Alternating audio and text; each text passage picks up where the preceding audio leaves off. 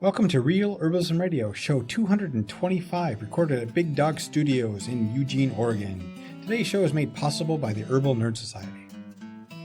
Can you guys believe it? May 8th is just about here, like tomorrow, I believe. It's amazing. It's shocking. I'm a little bit overwhelmed. Herbs in Action Summit, COVID and Beyond, is about to launch. If you have not registered, you will want to get over and do that ASAP. Go to herbsinaction.com. The summit's going to be free all day. We have 5 amazing speakers. We have some pretty cool topics coming up. I'm excited to be sharing with you guys prevention, recovery, and how to handle symptoms for dealing with not just COVID, but all the different respiratory illnesses and flus and viruses that you can come up with. Go over there, herbsinaction.com, register, and quietly thank the Herbal Nerd Society because they're the ones who are sponsoring this amazing event. See you there tomorrow. Now here are your hosts. I'm Candace Hunter. I'm Patrick Hunter. And welcome to Real Herbalism Radio. Oh. Kami had a very interesting beginning. It was kind of fun listening to her. At first, I didn't think I'd have much of a connection, but after listening to her family and how she was brought up, it really reminded me of somewhat of the childhood I had when I was a kid, being able to explore and do all these things and get out and have grandparents that were gardeners and those types of things. And obviously didn't appreciate it then, but looking back at it now going, it was really a lot of learning and experience that helped shape me that I didn't have before. Right. I absolutely love and adore my family, and I would not change my childhood for anything. But you and Kami both had childhoods that I have had some closet envy about, because I did not get to go roaming the mining pits or, going out on long mushrooming ventures with my grandfather, and that stuff didn't happen. We weren't a very wilderness family. We were really urban. We're a very urban family. Yeah, and I think about how that's formed my adult life and what I'm willing to risk and try, and versus what other of my peers don't risk or try, and even like our son's generation, their ability to risk and try is very limited. Yeah, growing up in the urban environment is very different from growing up with that much in touch with nature and the wilderness. Yeah, and I never thought of it that way. When I was a kid, that's where I lived. I can tell you that I'll walk down streets and through areas that scare you, and I'll be fine. And I know how to handle myself in the city, but it's because I grew up in the city. Not even I didn't grow up in the downtown heart of the city. I grew up suburban, but because of being so citified, I know how to handle it, and it's second nature. And I've watched you have to check yourself and remember to act certain ways in certain parts of town and that sort of thing. But I know your surroundings kind of thing. But I grew up in an area where you didn't really have to think about that. Oh my gosh, you've told me stories about how, you got in an argument with your friend on one side of town and then realized that some neighbor person or some person saw you and you realized what that meant, and then you're biking as fast as you can so you can get home to try to beat it home to mom and dad so you can tell them what really happened before the grapevine phone chain gets all the way back home to your mom and lets you know, so that you're walking in the door most of the time getting an earful before you can even say your piece. Because definitely, it wasn't always that way. You've told me a couple stories. The firecrackers. Yeah, actually, that was Minneapolis. Yeah, that was when I lived in the big city. No, it is true. You live in a small town. Everybody knows everybody. My high school teachers or junior high teachers were teachers that taught my parents. Yeah. Yeah, right? That's crazy. So, to me, that's crazy. And they were still there when my brother and sister went through. So everybody knew who they were and knew who their parents were. Right. So that is a really crazy feeling. You know, that they recognize those teachers. Yeah. It's weird, but So we had those things in common. But obviously, she was in California, and I was in the middle of God's country, northern Minnesota. Great White Tundra. Yes, orange. Great White North. Isn't that what it's called? The Great White North. That would be further north than us. Not much, honestly, not much, because I've seen that territory. We are a country separated by a language. So, yeah, I love chatting with Kami. She is just the nicest lady. yeah, she puts the so practical into the practical herbalist for us, and that's Yeah. what when I was listening to her, I'm like, wow, she's just really a practical Yeah. herbalist. Yeah. And I think that really resonated for that conversation. Yeah. Yeah. And I loved working with, I read the Herbal Kitchen and I loved working with the techniques. There's a lot of stuff in there that I've done before because I've, done a lot of stuff. She has a ghee method for making ghee that was so much easier than the way that I learned, more than a decade ago. Yeah, I mean, you learned the traditional quote unquote American, Indian American way of doing it, Right. which was on top of a stove. It was very slow heat, and it would Watch it, and if you didn't, it would get dark and burned a little bit. Or I remember multiple times where our ghee wouldn't be that golden yellow color. No, ours was always sort of that nutty brown color, and our friend Nisha would kind of smile at you a little bit. Yeah, and we claimed we liked the nutty flavor. Yeah, we liked that flavor, and the reality is I was just not very good. Well, yeah, I mean that's why you weren't a baker at that point either, because you would get onto something else and you'd forget that you had something baking. And where I'm the baker, so I always knew. But I think when I saw the herbal ghee that you made, or just the ghee that you made after reading your book, I looked at it, I'm like, that looks just like anything I've seen commercially made. I know, it was honestly, I mean, Kami says that it's a complex, challenging process. She even says in the book that it's not that hard really, but you got to pay attention to what you're doing and follow the steps. And she is right, you do need to follow the steps, but it really was easier than the stovetop method by far.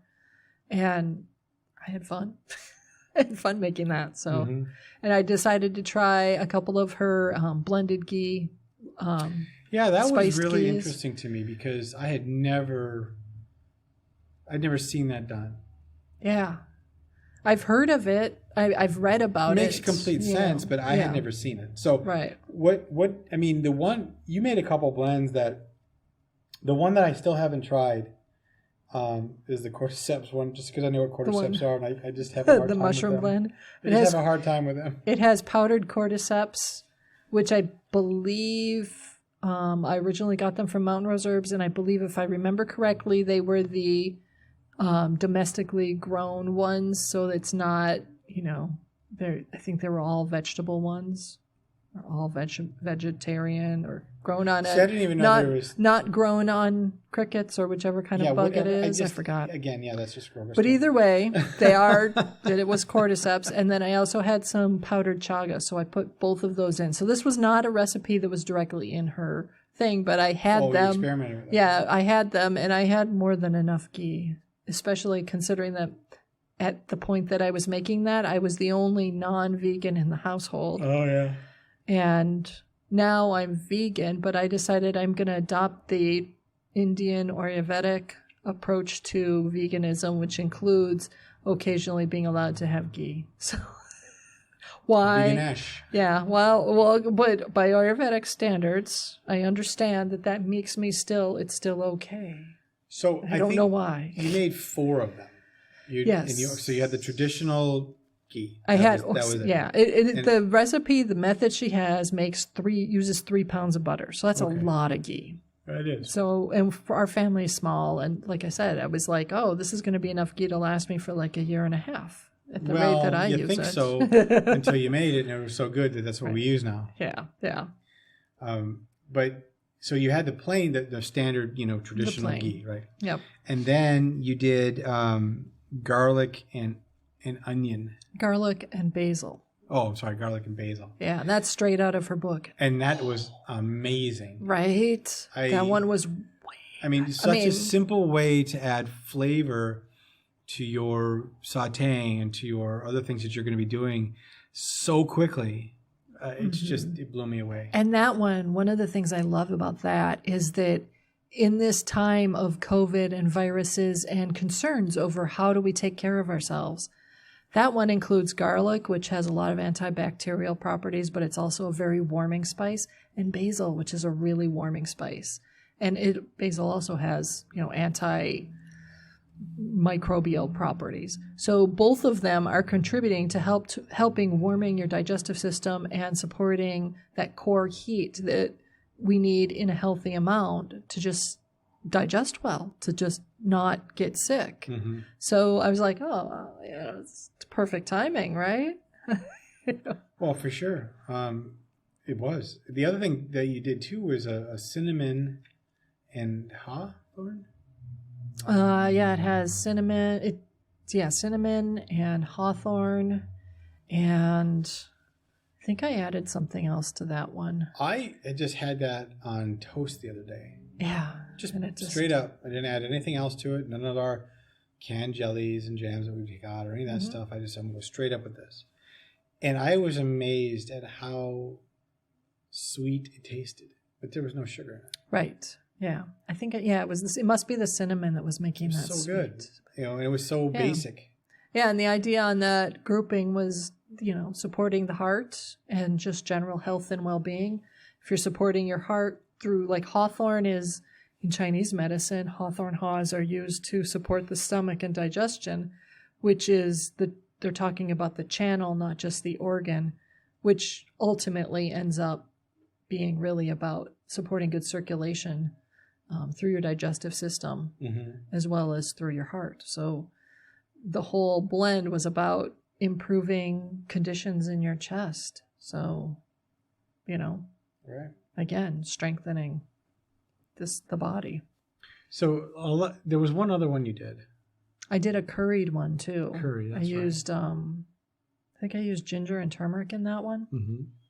I don't remember offhand, but it's got a curry flavor to it, and it makes putting together a really fast meal super easy. Slice up some vegetables, whatever you happen to have, throw the curried ghee in the pan. Once it's melted, fry the vegetables in it, put that on top of a bed of lettuce or a bed of rice or rice noodles or whatever it is you've got, and you have a very fast and easy meal. Mm-hmm. And all the spices are just right there. Oh yeah, no, it's so amazing how much flavor is derived from that. I mean, you could season and spice olive oil and stuff. I just don't know if it's going to be the same. That was so good. I mean, because the intensity of it, there's a lot of... There's a surprising amount of intensity, but it doesn't have that bitter front edge that most of the time. If you put a lot of powdered ginger and a lot of powdered turmeric in, even if you add cinnamon to it, like just a very basic style of curry powder, put those three together and you use those for your curry powder. If you just do that, there's a bitter edge to it, a bite that comes with it. Mm-hmm. But in the ghee, that bitter edge, you don't notice it. It doesn't, the flavor doesn't translate the same. Right. And I have no idea why, because you could fry, your vegetables or whatever with butter or plain ghee, mm-hmm. and then add that powder in, and the flavor's different than if you did the ghee where the ghee has been the powder's already been mixed into it. Right. And I don't understand myself why that is. I just noticed that the ghee offers a softening of the flavors in a way that's really delightful. And I think if I was someone who didn't like a lot of spices, I would really prefer the ghee style, the powdered spices in the ghee, because it's less intrusive. Mm-hmm. Yeah. Interesting part about all of those, though, they're all digestive spices. Yes. Yeah. And she has a wide variety. I mean, not all of them are necessarily, her recipes aren't all just digestive alone.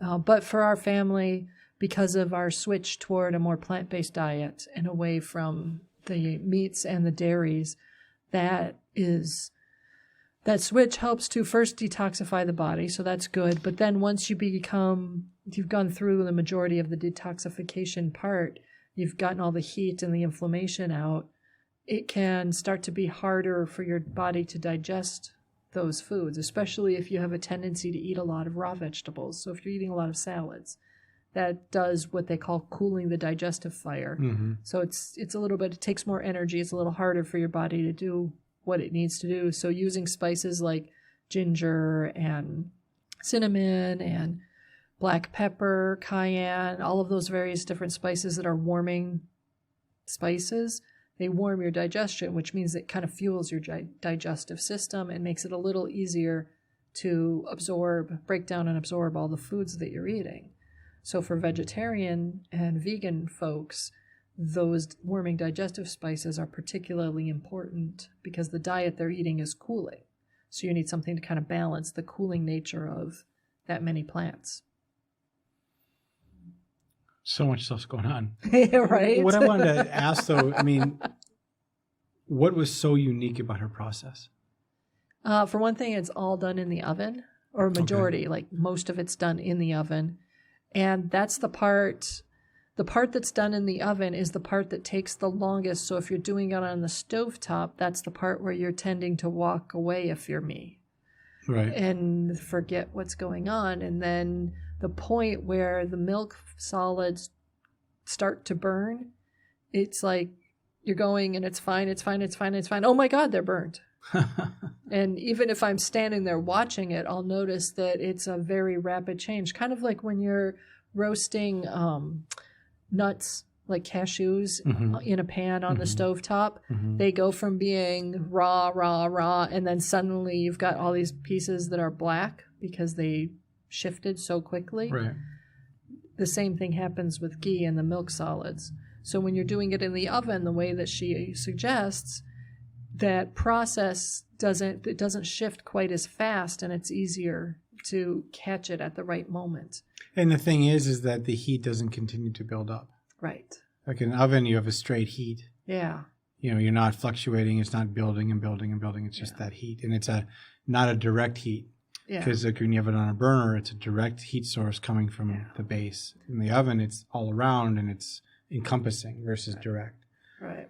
So yeah, I mean, it's the same principle, I suppose, if you were to slow smoke or slow roast, you know, a roast or a game or whatever. It's that idea that's the slow process and controlled temperature that allows you to get what you're looking for. Yeah. So. Yeah, I think you're right. And as you were talking about it, I was thinking about how when I approached the recipe the first time, I was like, wow, 3 pounds of butter. Holy cow. That's a lot. That's a lot of butter. That's a lot of butter. I wasn't kidding when I said it's like 1.5 years in our household, you know. And now knowing what I know, if I were doing it again or when I do it again, I will probably plan for the extra going into canning jars, but with a wide amount of headspace and then not sealed, and then I'll freeze it. Because I've frozen ghee in the past, and it works just fine. So that's probably the approach I would take is I'd do the 3 pounds and I'd, have a lot of canning jars worth of ghee there, but then I'd freeze all the ones that I'm not going to use immediately and just have out the ones that I'm going to use immediately. So if you're like a single person and you don't eat a lot of ghee, but you want to try this, that would be a way to realistically do it and then not have it be wasteful. So if you're interested, check out Kami McBride's book, Candace. The Herbal Kitchen. The Herbal Kitchen. I'm sure it's available at some of the major booksellers, of course, on Amazon. Yep. It's also available on our website through an affiliate link. And if you listen to one of our recent podcasts, you'll know what we mean when we say an affiliate link. So there you go. But hey, we got an Herbal 101 question I was going to read out for you here, Candace. Yes, what is it? Okay, so today's question is from Lindsay K. And Lindsay asks, I've made salves for years, and all of a sudden, the jars look like the salve is separating with the distribution inside looking messy and uneven. No idea why. I can send pictures. Any ideas? Thanks. That is a tough one, in part because, obviously I don't know what she used and what the process was. And what the ingredients are. And I haven't requested pictures at this point, although honestly, probably the best way to do that, if you wanted me personally to take a look at it, put a post on Instagram and use the hashtag The Practical Herbalist, and then also tag The Practical Herbalist so I see the post is there and we can take a look at it. But truly, even better yet, go sign up for the Art and Science of Plant Medicine Making with the Eclectic School of Herbalism, which is Thomas Easley's school. It's a huge program. I've done it. It's awesome. But more importantly, they've got a Facebook group for folks who are registered in that program, and people can ask any question. So that would be a perfect one for that group, is post a picture of it and say, guys, this is what I did. This is what I used. What went wrong here? Another idea, and as you were just talking, I thought about this, in brewing beer, you follow a same course each time. Yeah. And if you, like me, you write the recipe down, or you get your wife, the herbalist, to write the recipe down, and she has it, and then you repeat that every time, and you repeat it, and you repeat it, you repeat it. You use the same grains, same yeast, same everything, right? Well, sometimes I've done that, and I've had a problem with the beer, like multiple times. Right. I'm like, God, I'm doing the same ingredients, I'm doing the same process, I'm doing the same stuff. Well, in the case of my beer making, I found out that my stoppers were not getting sanitized well enough because they had a lifespan. Right. And they were rubber stoppers, and you can't use. There's a point at which, there's a point at which no matter what you do, you're gonna get infected. Yeah. So that was my part. So my suggestion, Lindsay, from a beer maker who's made lots of beer and had these issues happen, is to go back, look at every one of your ingredients. Are you using the same oil from the same manufacturer? Are you using the same herbs from the same place? Are you doing exactly the same? If you changed any one of those components, that could be the reason why you're not having success. Yeah. Are you using different containers? Are they being washed the same? I mean, these are the kinds of things that I would start to look to identify those issues. Yeah, and the biggest question I had when I first read that question, I first, entertained it, was, is there somehow water been introduced into the process? Yeah. Were the herbs wet? Was there, or were they not dried herbs? Even more importantly, when you say water, a good example of that is during the holidays, butter manufacturers will add water to their butter to make the butter go further. So you'll start cooking with butter and you'll notice all this popping happening that you don't happen in the summer. Yeah. It's because there's more water in it. Now, it is possible the oil that you're using or the whatever carrier you're using, they may have lessened the quality of that oil to keep it at the price point that they're at. Right. Something may have changed in that manufacturing process, so that oil that you've been using forever may be different, and you don't even know that it's different. Yeah. I mean, there's all these little things that happen to it. Yeah. So, I mean, without knowing what the ingredients, the process, all of that was, the only thing that I thought of was, maybe somehow water was introduced into the process or into the equation. And if that's the case, that will cause the salve to separate quickly, because really it's more of a lotion. And if you haven't emulsified it well with an emulsifying agent, it will eventually separate. Right. So I don't know if that helps any, Lindsay, with this particular batch, but definitely I would encourage you to take a look at the art and science of plant medicine making with the Eclectic School of Herbalism, and consider, purchasing the program and getting on their Facebook group and asking. Hey everyone, it's Patrick with Real Herbalism Radio and the Practical Herbalist. One of our new sponsors is Sacred Blossom Farm. They do an incredible job of growing their own herbs right on their farm, and they blend them together into these amazing tea blends. One of the ones that we're going to focus on today is Tiger. Tiger contains adaptogenic herbs like Tulsi and ginseng, and Tiger supports an energy that is grounded and focused. I think it's a little bit better than your morning coffee. If you're interested in getting some blended tea shipped right to your door, sacredblossomfarm.com. And if you do so and you go and you check out, make sure to use a coupon code, REALHERB15. And that's all caps, no spaces. Again, that's sacredblossomfarm.com. And just so you know, if you go there and you purchase a tea blend, not only do you get the discount, but the Practical Herbalist and Real Herbalism Radio gets a little bit of that as well. It helps us, it supports us in doing what we're doing. So again, sacredblossomfarm.com. Hey, Patrick, you said something about some kind of YouTube reviews the other day. Oh, well, yeah. I mean, if you didn't know, is the Real Herbalism Radio is on YouTube. All of our past and present podcasts are on YouTube, not the video. All of our shows? All of the shows are there. So you can comment on them, and we'll get an email for that. So if you have a question on a show and you want to put it there, we'll get an email, and then we can answer that and answer it actually at YouTube. So as they always say, know, like, and subscribe, and we'll actually see you. So for all of our YouTube fans now, we're there, and you can follow us, and you can add us to your playlists and all those other things that you can do with your